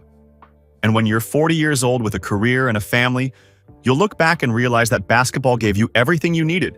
Not fame, not money, but character. Destiny's eyes filled with tears. Thank you. One more thing, Michael said. I want you to help coach the younger girls at the new center. Pass on what the game has taught you. That's how legacies are really built. Destiny nodded eagerly. I will, I promise. The afternoon stretched on. People shared food that had been brought for the original fundraiser. Children played in the gym. Adults talked in small groups about how to implement the See Me Challenge in their own lives. Michael found himself sitting with Rosa and Deshaun on a bench near the basketball court. Mrs. Martinez, Michael said, tell me more about Carlos. What was he like? Rosa's face lit up with love and sadness mixed together. He was gentle, patient. He worked so hard, but he never complained. Every Sunday, even when he was exhausted, he made time for Deshaun. That was sacred time. Nothing interrupted their basketball Sundays. What did he dream for his son? Michael asked. Rosa thought for a moment. He didn't dream for Deshaun to be rich or famous. He dreamed for him to be good, to have a good heart, to treat people with respect, to work hard, to love deeply. She touched Deshaun's cheek. He's becoming that man, slowly. His father would be so proud. Michael looked at Deshaun. You know what I see when I look at you? I see a young man who already has what matters most. Character, courage, the ability to see truth when others can't. That's rare. Don't ever lose it. Deshaun wiped his eyes. Mr. Jordan, can I ask you something? Anything. Why did you really come back today? You could have just donated money and stayed away. You didn't have to face everyone. You didn't have to give people second chances. Why did you do it? Michael was quiet for a long moment. When he spoke, his voice was soft and honest. Because 2 years ago, when my mother died, I made her a promise. I promised that I would live in a way that honored her memory. That I would use my platform for more than just selling shoes and winning games. That I would make a difference that mattered. He looked around the community center, at all the people connecting, talking, changing. Yesterday hurt. But it also woke me up. It reminded me that I have power. Not just basketball power or money power, but the power to transform pain into purpose. And I realized that if I used yesterday to tear people down, I'd be wasting an opportunity. But if I used it to lift people up, to teach, to challenge everyone, including myself, to be better, that would honor my mother. That would mean something. Rosa reached over and squeezed Michael's hand. Your mother raised you, right? She tried, Michael said with a sad smile. I just wish she could see this. She does, Rosa said firmly. Trust me. She does. As the afternoon turned to evening, people began to leave. But before they did, almost everyone stopped by a table near the exit. Patricia sat there with a clipboard and sign-up sheets for the See Me Challenge. Person after person signed up, committed, promised to try. A teenage boy with a skateboard signed up. An elderly couple holding hands signed up. A group of middle school girls signed up together. A police officer in uniform signed up. A homeless man who had wandered in signed up. Patricia wrote down every name carefully. Every single one mattered. Finally, as the sun began to set, Michael prepared to leave. He had stayed for 6 hours, far longer than planned, but it had been worth it. Deshawn ran up to him one last time. You said you'd call me every week. I did say that, Michael confirmed. And I meant it. What's your phone number? Deshawn recited it, and Michael entered it into his phone. Then he called Deshawn's number so the boy would have his. Every Sunday at 6 p.m., Michael said. That was your dad's basketball time with you. Now it's ours. We'll talk about basketball, about life, about whatever you need. Deal? Deshawn threw his arms around Michael's waist and hugged him tightly. Thank you. For everything. For my dad's name on the center. For the jerseys. For seeing me. Michael hugged him back. Thank you for seeing me first, Deshawn. You reminded me why all of this matters. Outside, Michael's team waited by the SUV. But before getting in, Michael turned to look back at the Riverside Community Center one more time. Through the windows, he could see people still inside, still talking, still connecting. Still beginning the hard work of truly seeing each other. He pulled out his phone and looked at a photo of his mother. It was his favorite picture of her, taken at his last championship celebration. She was beaming with pride. We did it, Mom, Michael whispered. We turned pain into purpose, just like you taught me. He got into the SUV, and as it pulled away, Michael smiled. Because he knew this wasn't the end of something. It was the beginning of everything. The sun rose over Riverside on a bright Saturday morning in late summer. The air was warm and smelled like freshly cut grass and possibility. At the corner of 5th Street and Martin Luther King Boulevard, where an empty lot had stood for 15 years, something remarkable had taken shape. The Michael and Carlos Martinez Youth Center gleamed in the morning light. Glass walls reflected the sky. Pristine basketball courts stretched out behind the building. Outdoor play areas with new equipment dotted the landscape. Inside, study rooms lined the hallways, each named after someone from the community who had shown exceptional character. Today was opening day. By 9:00 a.m., over 500 people had gathered for the ribbon-cutting ceremony. News crews from across the state had come to document it. But more importantly, the people of Riverside had come. They had watched this building rise from nothing. They had volunteered their time, donated materials, and poured their hearts into making it real. Now, they were here to celebrate. Deshawn Martinez stood near the entrance wearing his new Martinez jersey, but tucked carefully in his backpack was his father's original Bulls jersey. He would never stop carrying it with him. In the past 3 months, Deshawn had grown. Not just physically, though, he had shot up 2 inches. He had grown in confidence, in purpose, in understanding what it meant to carry someone's legacy forward. He had worked alongside Michael Jordan to design the youth program. He had shared his father's philosophy about basketball and life. He had helped pick the colors for the walls, chosen the motivational quotes that would hang in every room, and even suggested having a quiet reflection space where kids could go when they felt overwhelmed. "You okay, mijo?" Rosa asked, adjusting his collar. "I'm nervous," Deshaun admitted. "What if I mess up my speech?" "Then you mess up," Rosa said with a smile. "And you keep going anyway. That's what your father would say." Jamal ran up, his phone already recording. "Dude, there are like 1,000 people here. This is insane." "It's 500, Deshaun corrected. "Still insane. You ready for this?" Deshaun took a deep breath and looked at the building with his father's name on it. "Yeah, I'm ready." Inside the center, Patricia Hendricks made final preparations. She wore a professional burgundy dress and comfortable shoes. Her hair was pulled back neatly. She looked calm and confident. But inside, her heart was racing. The past 3 months had been the hardest of her life, and the most transformative. Patricia had completed the See Me challenge not once, but 12 times. She had interviewed 60 different people from Riverside. She had sat in living rooms, coffee shops, park benches, and church basements, listening to stories she never would have heard before. Mr. Jefferson had told her about being denied service at restaurants in the 1960s, about watching his father be called terrible names, about working twice as hard for half the recognition. A young Muslim woman named Amira had shared her experience of wearing a hijab in America. The stares, the assumptions, the fear after certain news events.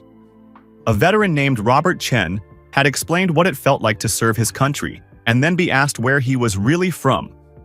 A transgender teenager named Alex had described the daily challenge of being seen for who they truly were rather than who people expected them to be. Each story had broken Patricia's heart a little more, and each one had rebuilt it stronger, more compassionate, more aware. She had documented everything in a blog called Learning to See. It had started with just a few readers, mostly people from the community center. Now it had over 10,000 followers across the country. Other communities were reaching out, asking how to implement their own See Me challenges. Schools were using Patricia's blog posts as teaching materials. Churches were starting discussion groups based on her reflections. Patricia's mistake had gone viral, but now, her transformation was going viral too. "Ms. Hendricks?" A young voice interrupted her thoughts. Patricia turned to see a girl of about 14 with long black hair and nervous eyes. "Yes, can I help you?" "I'm Destiny Johnson. I met Mr. Jordan 3 months ago.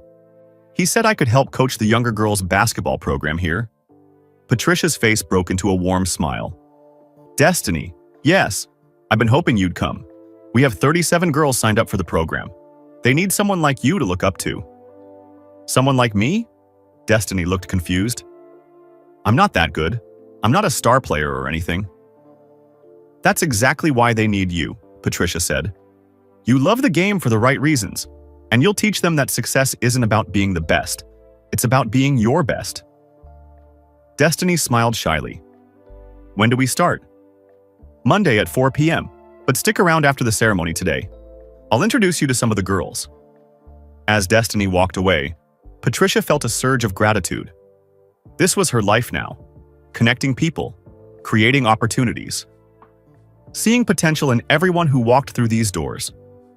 Tom and Marcus arrived in their new uniforms. Not security guard uniforms this time. They wore polo shirts with the center's logo and their titles embroidered on the chest: Youth Mentors and Safety Coordinators.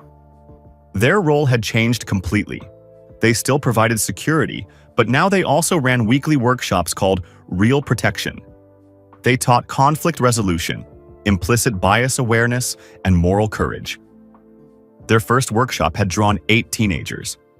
Their most recent one had 62 participants, including several police officers and school administrators. "You nervous?" Marcus asked Tom as they walked toward the entrance. "Terrified," Tom admitted. "We're supposed to give a presentation about our mistakes." "In front of everyone." "Better than hiding from them," Marcus said. "And honestly, I'm tired of carrying the guilt. Time to turn it into something useful." They had both grown too. Tom had been promoted at his college security job and was now training new hires in ethical practices. Marcus had received a scholarship to finish his engineering degree, funded by an anonymous donor. They suspected it was Michael Jordan, but he would never confirm it. At 9:45 a.m., a familiar black SUV pulled up. The crowd erupted in cheers and applause. Michael Jordan stepped out, wearing a sharp gray suit and sunglasses. He was immediately surrounded by people wanting autographs, photos, and handshakes. But Michael took his time with everyone. He had learned this lesson well from his mother. Everyone deserves to be seen. A little boy, maybe 6 years old, pushed through the crowd. "Mr. Jordan, I can dribble with both hands now." Michael knelt down. "Show me." The boy demonstrated his dribbling skills right there on the sidewalk, while hundreds of people watched and smiled. "That's excellent," Michael said. "Keep practicing. And remember, basketball is about more than skills. It's about character." "What's character?" the boy asked. "It's who you are when nobody's watching. It's doing the right thing even when it's hard. It's treating people with respect." The boy nodded seriously, then ran back to his mother. Michael stood and caught sight of Deshaun waiting near the entrance. The two locked eyes and smiled. At exactly 10 a.m., Mr. Wallace stepped up to the temporary podium outside the center's main entrance. A large red ribbon stretched across the glass doors. "Good morning, Riverside," he called out, and the crowd cheered. 3 months ago, something happened at our old community center. Something painful. Something that could have divided us forever. The crowd grew quiet, remembering. But instead of letting that moment destroy us, we let it transform us. And today, we stand at the threshold of something extraordinary. He gestured to the beautiful building behind him. This center represents more than basketball and programs. It represents a commitment to truly seeing each other, to questioning our assumptions, to building bridges instead of walls, to giving second chances, to believing that people can change. Applause rippled through the crowd. I want to invite several people to speak before we cut the ribbon. First, the person whose courage started all of this. Deshaun Martinez. Deshaun walked to the podium, his legs shaking. The crowd applauded warmly. He looked out at all those faces and felt his father's presence beside him. "My dad used to say that basketball teaches you about life," Deshaun began, his voice cracking slightly. "I didn't really understand what he meant until 3 months ago." He paused and took a breath. "When I saw Mr. Jordan being turned away, I learned that speaking up for what's right is scary. When nobody listened to me, I learned that doing the right thing doesn't always work out how you expect. When I went home that night, I learned that disappointment can either break you or make you stronger." The crowd was completely silent, hanging on every word. But then Mr. Jordan came back, and I learned the most important lesson of all. That grace is more powerful than revenge. That teaching is better than punishing. That seeing people, really seeing them, can change everything. Deshaun looked at Michael, who stood off to the side. "My dad would have loved this center. Not because it has his name on it, but because it represents everything he believed in. Heart, character, never giving up, treating everyone with respect." His voice grew stronger. "So I want to challenge everyone here today. When you walk through these doors, don't just see a building. See an opportunity to be better, to do better, to see better." The crowd rose to their feet, applauding. Rosa wiped tears from her eyes. Jamal whistled loudly. Next, Mr. Wallace called Patricia to the podium. Patricia walked up slowly, very aware that many people in this crowd had seen the viral video. Had read the hateful comments, had judged her harshly. She deserved it all. 3 months ago, I was the person who turned Michael Jordan away from a community center, she began simply. I made assumptions based on appearance.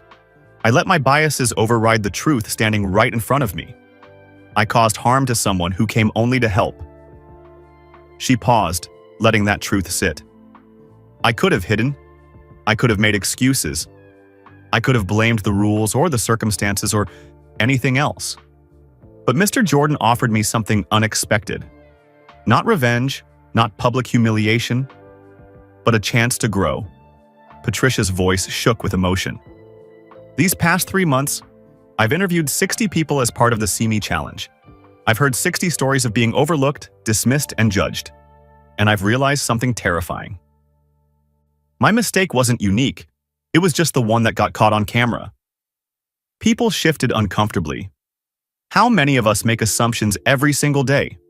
How many times do we see someone and decide who they are before they even speak? How many opportunities do we miss to truly connect because we're blinded by our own expectations? She looked out at the crowd. This center is my second chance, but it's also all of our second chances. A chance to do better, be better, see better. I promise you, I will spend every day earning the trust that was placed in me, and I hope you'll join me in that commitment. The applause this time was thoughtful, measured, but genuine. Tom and Marcus spoke next, sharing their story of recognizing Michael but staying silent out of fear. They talked about the guilt they carried and the commitment they made to teach young people about moral courage. Finally, Michael Jordan stepped to the podium. The crowd went wild with cheers and applause. It took nearly 2 minutes for them to quiet down. "Thank you," Michael said simply. "Thank you for welcoming me back. Thank you for doing the hard work of change. Thank you for believing that one moment doesn't define us.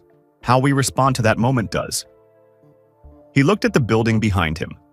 This center is named after Carlos Martinez, a man I never met, but whose values I deeply respect. He understood that basketball is a vehicle for teaching life lessons, and that's what this center will do. Michael's voice grew passionate. But it will also do something else, something bigger. It will be a living example of transformation. Of what happens when we choose grace over revenge, understanding over judgment, connection over division. He pointed to the crowd. The See Me Challenge has spread to 47 communities across America. Over 15,000 people have completed it. Schools are teaching it, churches are practicing it, businesses are implementing it.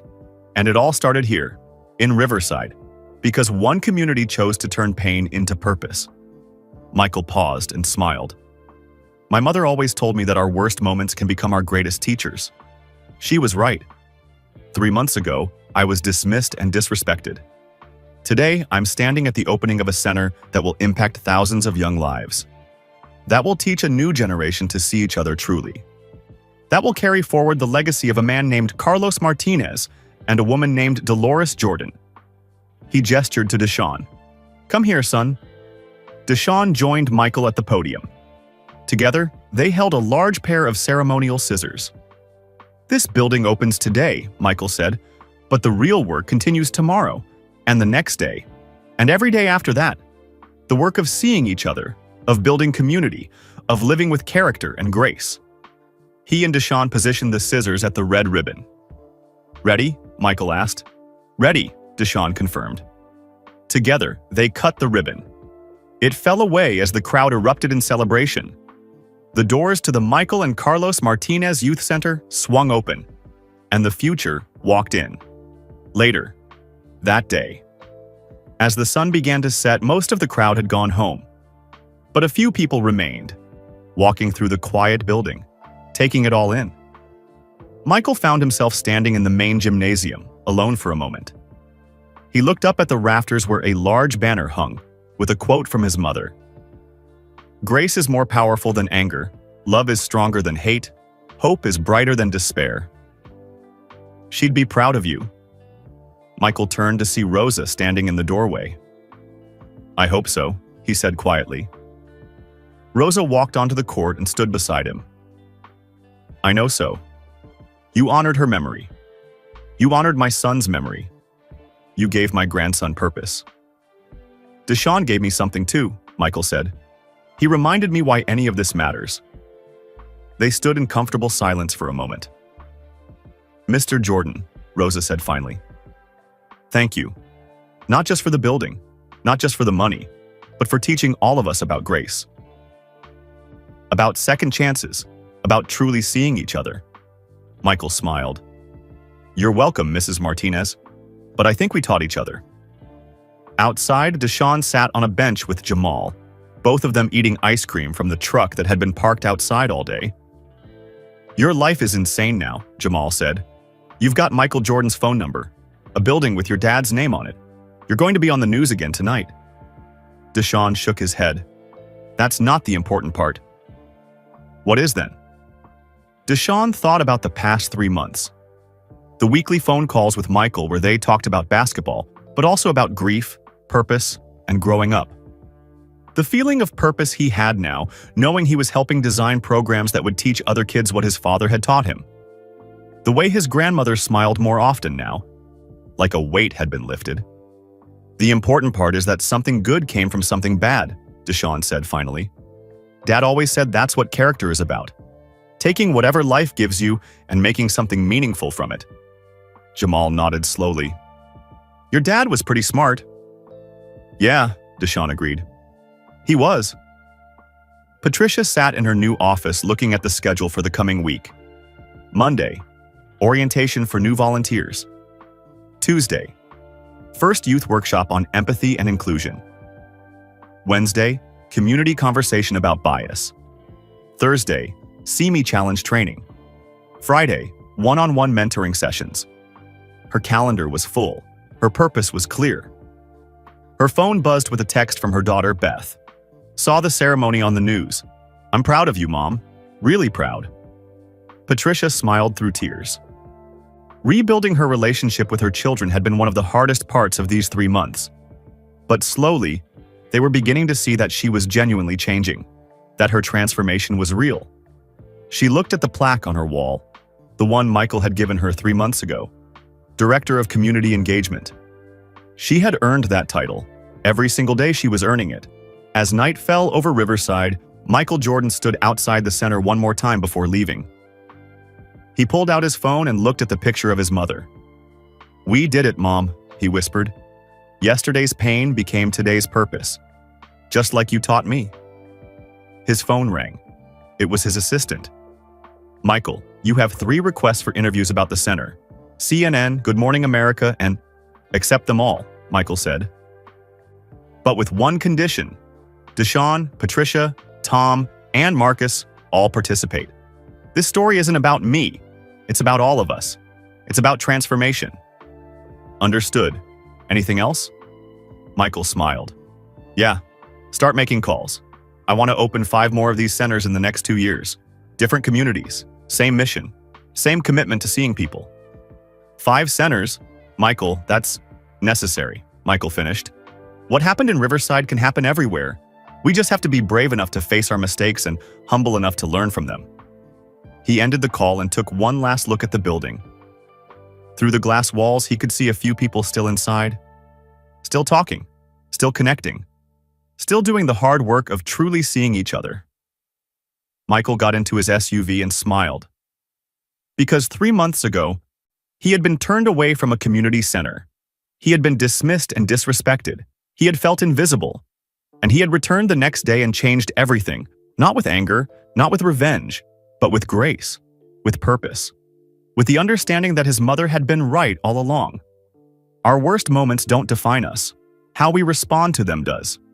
And when we respond with love instead of hate, with teaching instead of punishing, with building instead of destroying, we create something that lasts far longer than championships or fame. We create change. Real change. The kind that transforms communities, opens hearts, and reminds us all that we're more alike than different. The kind that teaches us to see each other. Really see each other. And that changes everything. We want to hear from you. Where are you listening from?